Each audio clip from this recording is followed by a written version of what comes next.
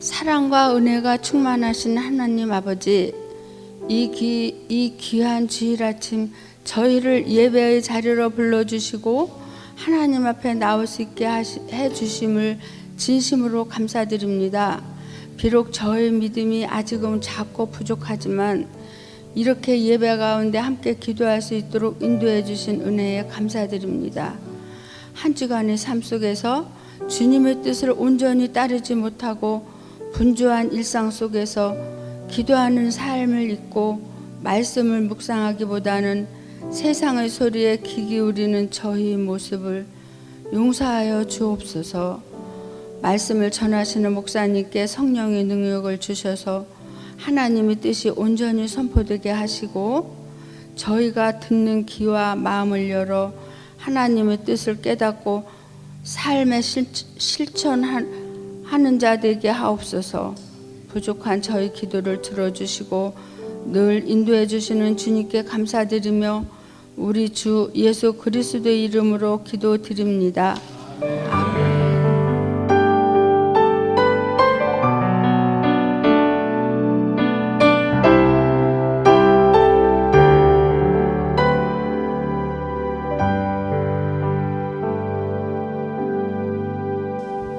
아멘. 감사합니다. 우리가 함께 나눌 말씀은 잠언 29장 1절부터 마지막 절까지입니다. 시작. 자주 책망을 받으면서도 목이 곧은 사람은 갑자기 패망을 당하고 피하지 못하리라. 의인이 많아지면 백성이 즐거워하고 악인이 권세를 잡으면 백성이 탄식하느니라. 지혜를 사모하는 자는 아비를 즐겁게 하여도 창기와 사귀는 자는 재물을 잃느니라. 왕은 정의로 나라를 견고하게 하나 뇌물을 억지로 내게 하는 자는 나라를 멸망시키느니라.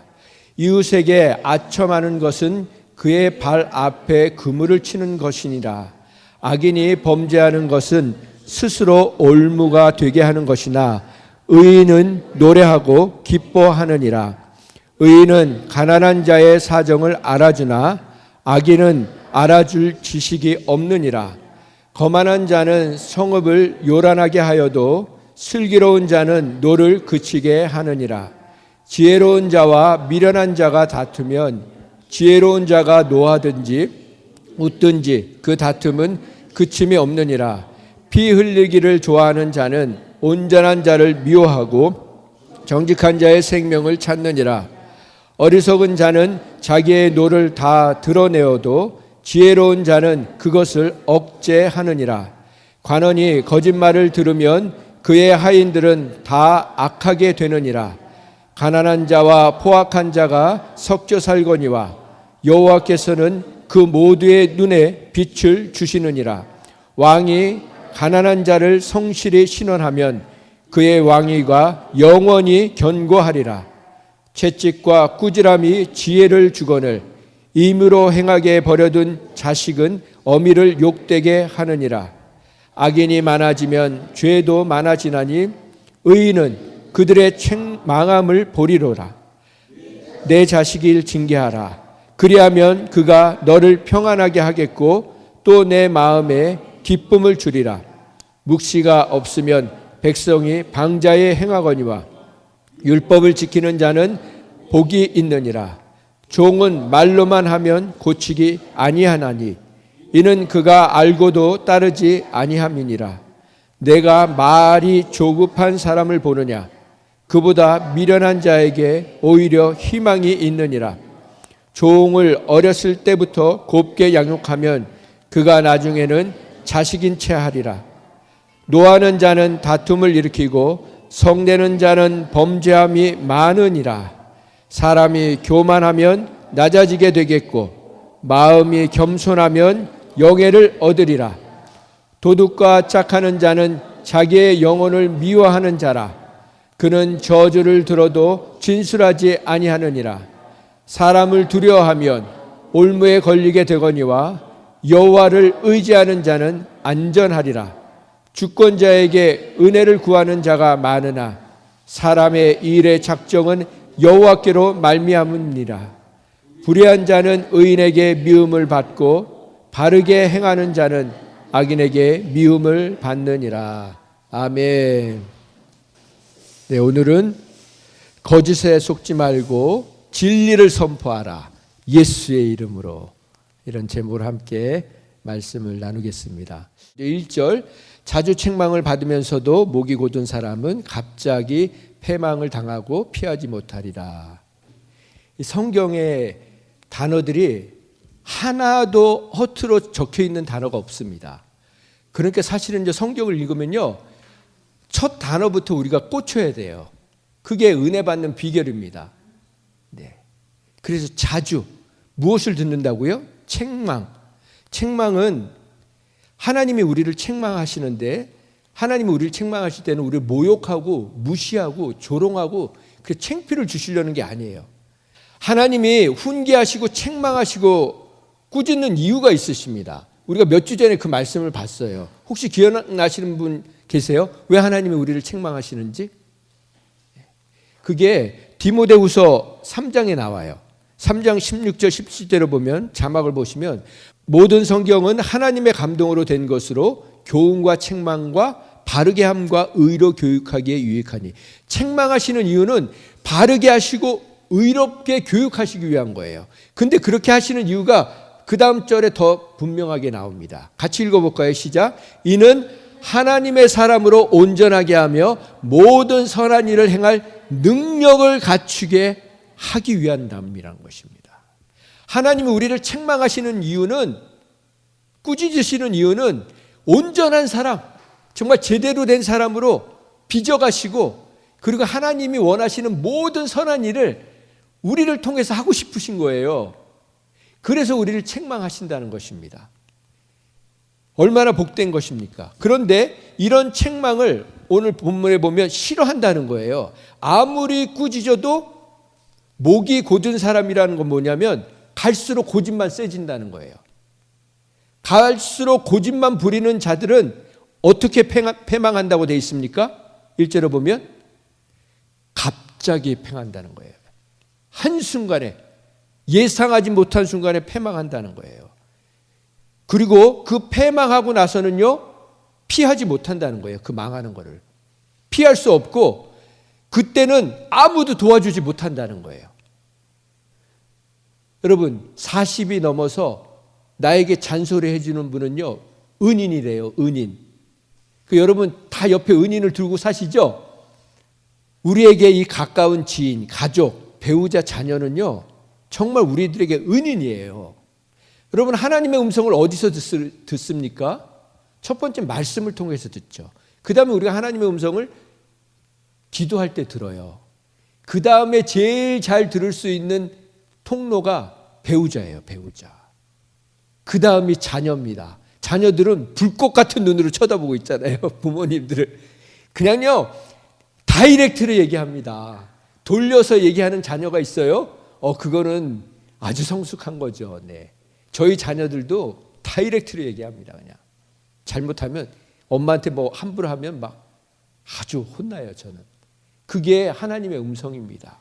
그렇다고 내가 목사인데 그럽니까? 거기서 꼬리를 내려야죠. 그래야 가정의 평화가 옵니다. 2절 말씀, 의인이 많아지면 백성이 즐거워하고 악인이 권세를 잡으면 백성이 탄식하느니라. 의인은 누구냐면요, 하나님 뜻대로 사는 사람을 얘기하는 거예요. 그리고 악인은 어떤 사람입니까? 그러면 자기 마음대로 사는 사람이에요. 악인의 특징은 하나님도 부립니다. 하나님도 종처럼 부린다고요. 기도할 때도 하나님께 명령해요. 의인의 특징은 뭡니까? 하나님의 마음을 헤아릴 줄 아는 사람이에요. 하나님이 기뻐하시는 것에 집중하는 사람입니다. 이 악인이 권세를 잡으면 백성이 탄식하고 한숨을 쉽니다. 여러분의 가족이 여러분을 보면 기뻐하고 즐거워하고 행복해합니까? 아니면 여러분을 보면 숨이 막히고 탄식하고 한숨을 내십니까? 하나님은 우리에게 권세를 주시고 권위를 주시고 어토리티를 주시고 파워를 주셨습니다. 그 부모의 권세, 자녀의 그 권세, 이 모든 것은 우리가 축복하고 기쁨을 주고 평안을 주고 소망을 주는 통로로 사용하라고 하신 것이죠. 여러분, 여러분과 저의 존재를 사람들이 고통스러워하는 것이 아니라 우리를 보고 기쁨과 소망과 평안과 위로를 누릴 수 있게 되기를 간절히 소망합니다. 3절 말씀 보면 우리는 사랑하는 존재와 운명을 같이 하게 돼 있어요. 그러니까 여기 창기와 사랑에 빠지면, 바람둥이랑 사랑에 빠지면 패망하는 거죠. 그러나 내가 사랑해야 될 사람들, 하나님이 맺어주신 그 배우자와 사랑에 빠지면 이 땅에서 정말 복을 누리는 거죠. 지혜를 사랑하는 자는 부모를 기쁘게 한다고 했어요. 그러면 부모를 기쁘게 하는 사람은 어떤 사람일까요? 부모의 마음을 알아주는 사람이에요. 그러면 부모의 마음은 어떤 마음일까요? 자녀들끼리 사이좋게 지내는 거예요. 하나님의 마음은요, 우리가 서로 사이좋게 지내는 거라고요. 그게 하나님의 마음이라고요. 그래서 최고의 지혜는, 저를 따라서 해보세요. 최고의 지혜는 하나님이 내게 맺어주신 배우자를 최고의 선물로 믿고 흔들리지 않고 한눈 팔지 않고 비교하지 않고 일편단심으로 사는 것이다. 이게 최고의 지혜예요. 내 자녀도 하나님이 내게 주신 최고의 선물이다. 그렇게 고백할 수 있는 자녀, 그렇게 고백함을 듣는 자녀들이 건강하게 자라는 거예요. 자녀들이 바깥에 나가서 제대로 못 사는 이유는요, 부모의 완전한 용납을 못 받았기 때문이에요. 안전한 사랑을 받은 자녀는요, 밖에 나가서 누가 뭐라고 해도 그냥 웃고 들어온다고요. 근데 부모의 안전한 사랑, 온전한 사랑을 못 받은 자녀는요, 그 바깥에 나가서 방황을 하는 거예요. 그 채우지 못한 사랑, 받지 못한 사랑을 친구들, 이 바람둥이들, 이 헛된 데에 쏟고 있는 것입니다. 그래서 제가 말씀 묵상하면서 그런 생각을 했어요. 어떻게 적용할 것인가? 3가지를 생각했습니다. 나가서 사람들 만나면 돈 잘 쓰는 분들 계시죠? 근데 가족한테는 인색한 분들 계세요. 누가요? 제가요. 제가 이걸 회개했습니다. 아내한테는 함부로 하면서 여자 집사님들한테는 신사처럼 대하는 분들이 계세요. 누가요? 제가요. 제가 그랬다고요. 그건요, 분이 아니고 놈이에요. 놈. 교회 와서 남편 흉보는 여자분들이 계세요. 예. 이거 하지 말아야 됩니다. 정말 하나님이 우리에게 맺어주신 것을 귀하게 여길 줄 알아야 되는 것이죠. 자, 우리 4절 말씀. 왕은 정의로 나라를 견고하게 하나 뇌물을 억지로 내게 하는 자는 나라를 멸망시키느니라. 정의, justice. 우리가 정의를 몇 주 전에 설교했는데 뭐라고 제가 정리해 드렸죠? 정의는 서로를 위하는 마음이라고 했습니다. 서로가 잘 되기를 원하는 그런 마음이 정의라고 했습니다.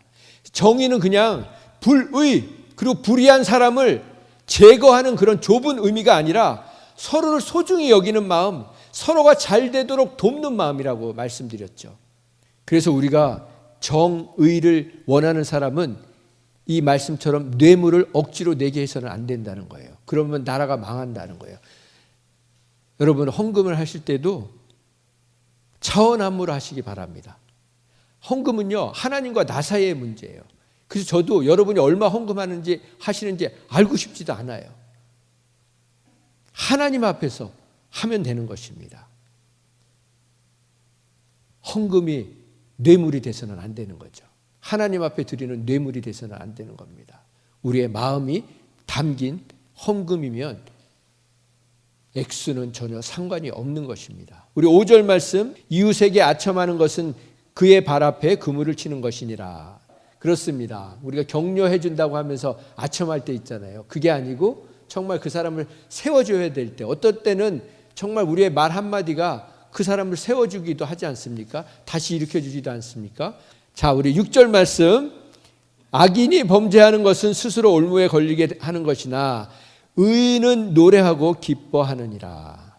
범죄하면 그냥 구렁텅이에 올무에 걸리게 돼 있습니다. 죄는요, 우리가 죄 짓는 순간 우리를 딱 묶어버립니다. 그러니까 이게 너무 악한 거예요. 그래서 하나님이 죄 짓지 말라고 하시는 거예요. 그러니까 우리는 종이 돼요. 죄의 종이 된다고요. 얼마나 슬픈 겁니까? 그렇게 살지 말고 의인은 선한 일을 통해서 기쁨과 즐거움을 누린다는 것입니다. 7절, 의인은 가난한 자의 사정을 알아주나 악인은 알아줄 지식이 없느니라. 가난한 자의 사정, 형편, 처지라는 게 영어로는 justice로 돼 있어요. 정의로 돼 있어요. 그러니까 이걸 직역하면 의인은 가난한 자를 위한 정의에 관심이 있지만 악인은 가난한 자의 정의에 관심이 없다는 거예요. 정의가 뭐라고 했습니까? 서로 잘되게 하는 마음이라고 했잖아요. 그런데 악인은 관심이 없다는 거예요. 그래서 마태복음에 보면 긍휼히 여기는 자가 긍휼히 여김을 받는다고 했어요. 이걸 메시지 성경은 어떻게 번역을 했냐면 남을 돌보는 너희는 복이 있다. 그렇게 정성 들여서 남을 돌보는 순간 그 순간에 너희도 돌봄을 받고 있다. 너무 멋지지 않습니까? 여러분들이 노부모님을 모시고 아픈 분들을 섬기고 할 때 나만 케어하고 나만 애쓰는 것 같은데 그 순간 하나님이 나를 돌보고 계시다는 거예요. 이게 바로 섬기는 자라 긍휼히 여기는 자에게 베푸시는 은혜입니다. 결국은요, 하나님은 우리에게 더 큰 은혜를 주세요. 8절, 거만한 자는 성읍을 요란하게 하여도 슬기로운 자는 노를 그치게 하느니라. 거만한 사람, 다른 말로 하면 남을 조롱하고 놀리는 사람, 비아냥거리는 사람들을 얘기해요. 빈정대는 사람들. 그런 사람들은 온통 돌아다니면서 그냥 동네방네 다 들쑤셔 놓기만 한다는 거예요. 그러나 슬기로운 자, 지혜로운 자는 분을 그치게 하고 가라앉게 하고 마음을 달래준다는 겁니다. 지혜로운 자와 미련한 자가 다투면 지혜로운 자가 노하든지 웃든지 그 다툼은 그침이 없느니라. 미련한 자는 한마디로 얘기하면 분을 멈출 줄 모르는 사람이에요. 한번 쏟아놓기 시작하면 멈추질 못하는 거예요. 절제를 못하는 거예요. 나는 맞고 너는 틀리다. 여러분, 좋은 차는 어떻게 씁니까? 쓰는 것 같지 않게 서요. 이 무슨 얘기냐면 분노가 일어나도 부드럽게 그것을 멈출 수 있게 된다고요. 성숙해지면.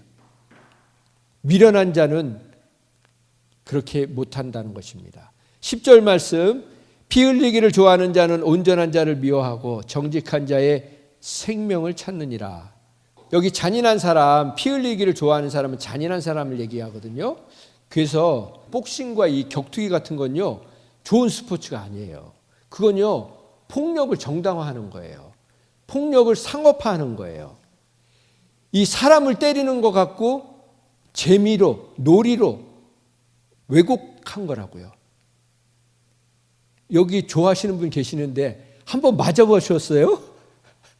한번 맞으면 기분 되게 나쁩니다. 평생 갑니다. 평생 가요. 정말 우리 마음이 그렇게 잔인한 것을 좋아하지 않는 삶이 되기 원합니다. 네, 우리 11절, 어리석은 자는 자기 노를 다 드러내어도 지혜로운 자는 그것을 억제하느니라. 화를 낼수록, 분을 낼수록 그걸 컨트롤하지 못할수록 내가 어리석다는 것만 계속 증명해 준다는 거예요. 저는 이 말씀을 묵상하면서 이 분노 조절 장애가 있는 분들이 있지 않습니까? 근데 여러분, 그거 생각하셔야 돼요. 여러분이 분노하실 때, 이 분노가 조절이 안 될 때 내가 지금 뭘 하고 있는 거냐면 개처럼 토하고 있는 거예요. 여러분 막 죄송해요. 하고 토해보세요. 더러운 게 다 쏟아져 나오는 거예요. 그러니까 여러분 막 화가 나오고 절제가 안 될 때 그 생각을 하세요. 내가 지금 개처럼 토하고 있구나. 그러면 이게 조절이 된다고요. 역겹지 않습니까? 그런데 여러분, 누구한테 그렇게 쉽게 토해냅니까? 뭐 푸틴이나 뭐 이렇게 악한 사람들 앞에서 토해냈나요? 아니에요. 가장 가까운 사람, 가장 고마운 사람, 가장 소중한 사람, 가장 연약한 사람, 가장 내가 사랑해야 될 사람들한테 토해놓고 있다고요. 이게 얼마나 비겁하고 악한 겁니까? 가장 잘해야 될 사람들에게 쏟아놓고 있는 거예요. 그래서 제가 요즘 생각한 게 이 바깥으로 말하는 게요, 엄청난 차이가 있어요. 우리가 마음속으로 짓는 죄도 나쁜 거지만 이 입으로 딱 뱉는 순간요, 이건요 엄청난 영향력을 끼치는 거예요. 그 말 한마디가 한 사람의 운명을 좌우하는 거예요. 일평생 가는 말이 있습니다. 그래서 남의 말을 좋지 않게 하는 사람하고는요 가까이 하지 마세요. 전염돼요. 전염. 무슨 말을 해야 되냐면 믿음의 말을 하셔야 돼요. 저를 따라서 시작. 믿음의 말을 하자. 그러면 믿음의 말은 어떤 말입니까? 가장 대표적인 게 찬양이에요. 찬양. 왜 여러분 우울한 줄 아세요? 찬양을 안 하면 우울해요. 근데 찬양에도 우울한 사람들이 있어요. 왜 찬양에도 우울한 줄 아세요? 하나님 찬양하지 않고 나를 찬양하고 있으니까 우울한 거예요. 여러분 찬양 중에요, 우리가 지금 부르고 있는 찬양이라고 하는 많은 곡 중에 가짜 찬양이 너무 많아요. 병든 찬양, 우울한 찬양이 너무 많다고요. 내 감정을 달래는 넋두리처럼 무슨 푸념하는 찬양들이 너무 많다고요. 거기다 찬양을 갖다 붙이니까 그 찬양을 부르면 세상 노래 부르는 것처럼 우울해지는 거예요. 여러분 하나님을 오늘 찬양한 것처럼 말씀으로 된 찬양을 부르세요. 내 생각, 인간의 생각, 감정을 다루는 노래가 아니라 말씀을 선포하는 노래를 부르세요. 그럼 틀려져요. 우리 영이 틀려져요. 사람의 말이 아니라 하나님의 말씀을 기억하는 저와 여러분 되기 원합니다. 네, 12절. 관원이 거짓말을 들으면 그의 하인들은 다 악하게 되느니라. 통치자가, 리더가 너무 중요한 거예요. 부모님이 너무 중요한 거예요. 우리가 어떤 말을 듣고 어떤 말에 반응하느냐에 따라서 자녀들이 똑같이 따라한다는 거잖아요. 우리의 통치자이신 주님의 말씀에 집중하는 저와 여러분 되기 원합니다. 13절. 가난한 자와 포악한 자가 섞여 살거니와 여호와께서는 그 모두의 눈에 빛을 주시느니라. 여기 지금 가난한 자와 포악한 자, 그게 섞여서 사는데 공통점이 있다는 거예요.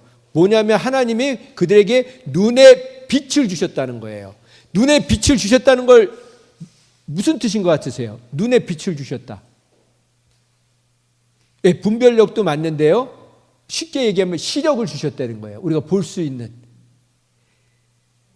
악인에게든 하나님이 선인에게도 시력을 주셨다는 거예요. 결국 이 말은 뭐냐면요, 우리의 시력은 하나님이 주신 선물이라는 거예요.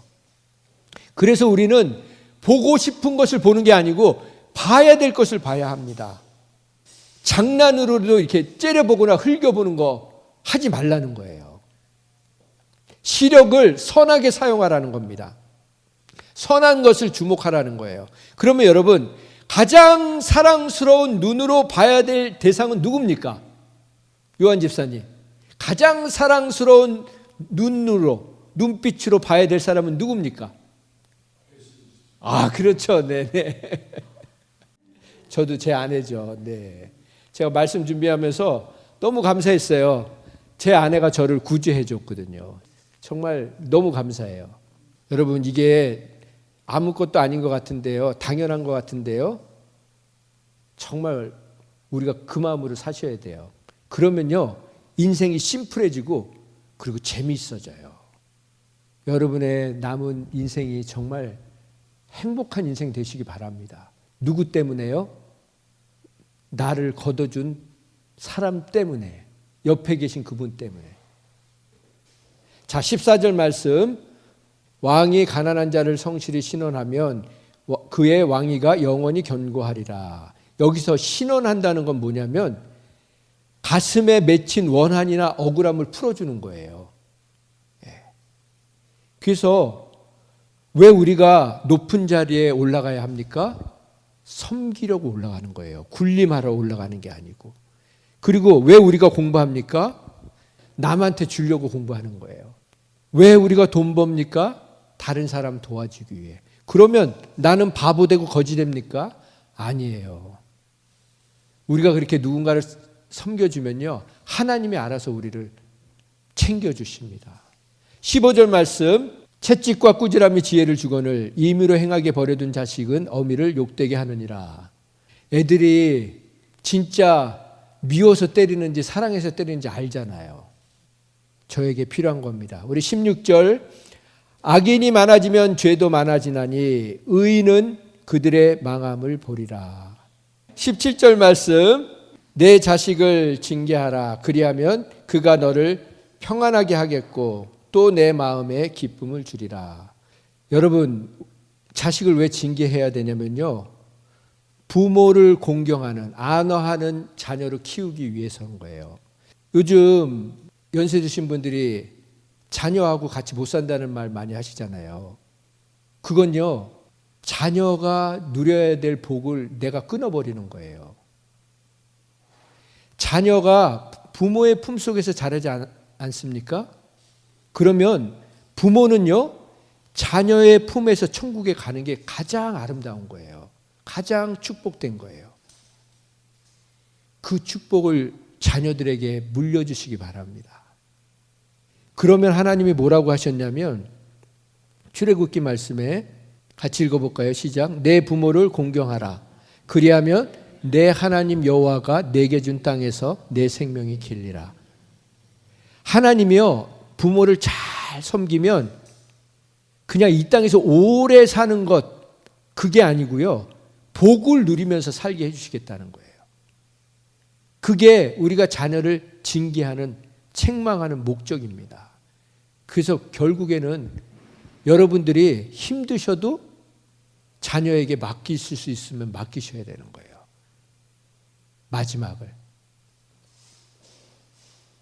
우리 18절까지만 하고 이제 제가 정리하겠습니다. 묵시가 없으면 백성이 방자히 행하거니와 율법을 지키는 자는 복이 있느니라. 이 방자히 행한다는 건요, 무질서하다, 계획 없이 산다, 꿈이 없이 산다는 거예요. 하나님의 말씀이 없으면요, 결국 이 계시라는 것은 비전, 하나님이 주시는 그 꿈을 얘기하는 거예요.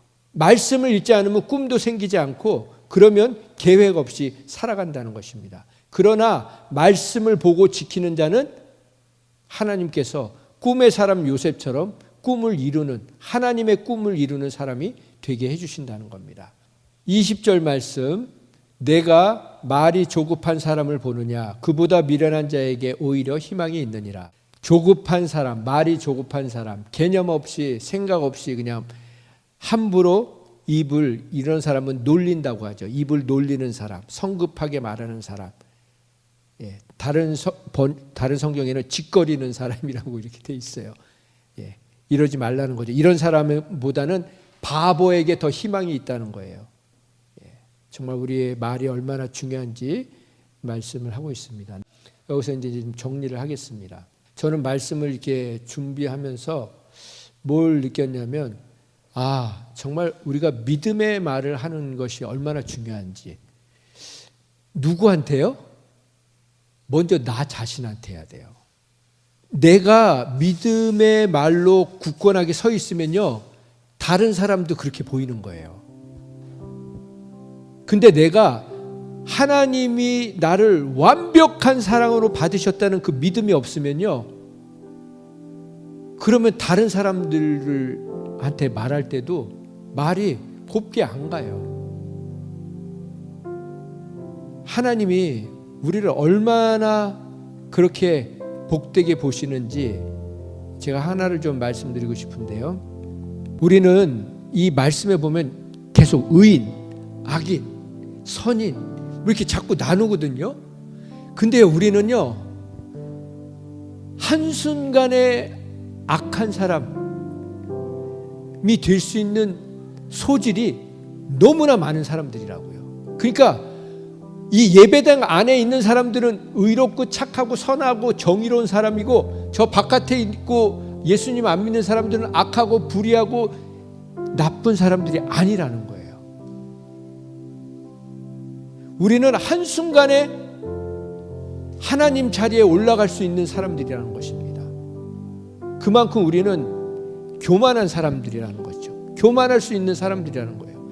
그래서 그 교만한 사람의 대표적인 내 얘기가 누가복음에 나와요. 누가복음에 두 사람이 기도하러 올라갑니다. 두 사람이 기도하러 성전에 올라가니 한 사람은 바리새인이고 하나는 세리예요. 바리새인은 우리같이 예수님을 하나님을 믿는 사람들이었고, 세리는 정말 세상적인 사람이었어요. 그냥 돈에 미쳐서 사는 매국노와 같은 사람들이었습니다. 근데 그 바리새인이 따로 기도하는 거예요. 지금 교회에 기도하러 딱 갔는데 죄인이 있는 거예요. 세리가 있는 거예요. 그러니까 그냥 멀찌감치 저쪽 가서 기도하고 있는 거예요. 기도하면서 뭐라고 하냐면, 하나님, 나는 다른 사람들, 누구예요? 그 세리 같은 사람들, 저 세리처럼 뭐 훔치거나 나쁜 짓을 하거나 간음해, 그런 짓 안 했어요. 하나님, 저는 이 세리와 같지도 않았어요. 이게 너무 감사해요. 어떻게 지금 같은 예배당에 왔는데, 야, 저는 저 김 집사처럼 저렇게 살지 않았어요. 그 얘기하고 있는 거예요. 그러고 뭐라고 합니까? 나는 일주일 동안 매주 금식을 했어요. 나는요 11조 헌금 떼먹은 적이 없어요. 그런데 세리는 멀리 서서, 여기 십자가 있으면 십자가 앞에 가까이 오지도 않고, 눈을 들지도 못하고 하늘을 쳐다보지도 못하고 가슴만 치는 거예요. 그러면서 뭐라고 얘기하냐면, 하나님, 저를 좀 불쌍히 여겨주세요. 저는 죄인이에요. 제가 이제 정말 돈 걱정 그만하고 살고 싶은데 날마다 눈 뜨면 돈 걱정하고 살고 있는 거예요. 떼먹으면 안 되는데 또 떼먹고 사기치고, 하나님, 언제까지 이렇게 살아야 되죠? 너무 죄송해요. 그러고 있는 거예요. 하나님, 저는 구제불능이에요. 그렇게 얘기하고 있는 거예요. 그런데 예수님이 뭐라 그러시냐면, 내가 너에게 이르노니, 이에 저 바리새인이 아니고 이 사람 세리가 의롭다 하심을 받고 그의 집으로 돌아갔다고 말씀하시는 거예요. 무릇 자기를 높이는 자는 낮아지고 자기를 낮추는 자는 높아지리라 하시니라. 결국 우리는요, 말씀을 보면 볼수록, 야, 내가 정말 구제불능이구나, 이걸 깨닫는 게 은혜라고요.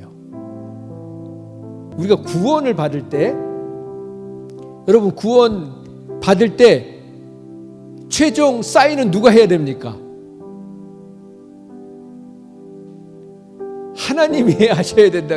근데 우리는 내가 사인해야 구원받는다고 생각하잖아요. 그게 뭐예요? 내가 하나님을 믿어줘야. 하나님이 아무리 구원을 다 여기다 약속했어도 내가 하나님 싫다고 하면 구원 없어지는 거잖아요. 그러니까 최종 결제를 하나님이 다 해놓고 다 준비해 놓으시고 우리한테 결제 받으시는 거예요. 그게 우리는 자유의지라고요. 여러분, 자유의지,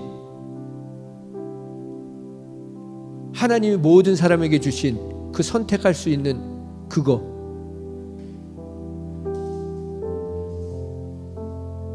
그건요 은혜지. 내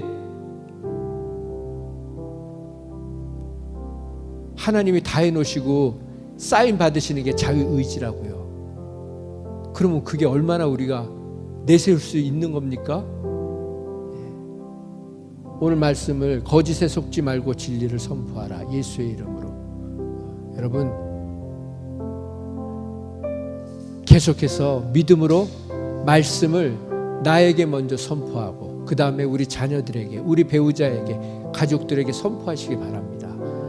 하나님이 그 입술의 고백대로 하세요. 그러면 무슨 고백을 하셔야 돼요? 여러분의 배우자에게 무슨 고백을 하셔야 돼요?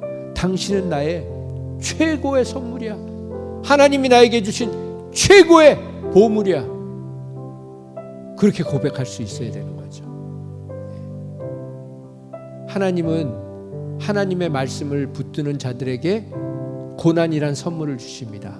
그걸 통해서 우리를 비교할 수 없는 하나님의 사람으로 쓰시는 거예요. 끝까지 믿음으로 선포함으로 인해서 우리의 실패와 실수를 통해서 하나님 우리를 정금같이 빚으시고 계시다는 걸 믿으시기 바랍니다. 우리는요, 우리가 나온 학교, 직업으로 우리의 인생이 결정되지 않아요. 하나님은요, 우리를 멋지게 쓰실 줄 믿습니다.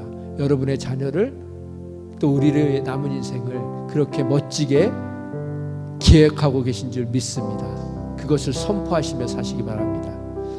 이제는 우리를 위해 자신의 아들을 기꺼이 주신 하나님 아버지의 극진하신 사랑과 우리를 위해 기꺼이 생명까지 주어주신 예수님의 그 극진하신 사랑과 그 사랑 깨닫게 해주시려고 이 자리에 우리를 이끌어 주신, 우리의 발걸음을 인도해 주신 성령님의 극진하신 사랑이 우리의 남은 삶을 통해서 예수의 이름을 선포하게 하시고, 선포할 때마다 치유와 회복과 구원의 역사를 경험하기를 소원하는 심령 위에 지금부터 영원토록 함께해 주시기를 거룩하신 예수님의 이름으로 축원드립니다.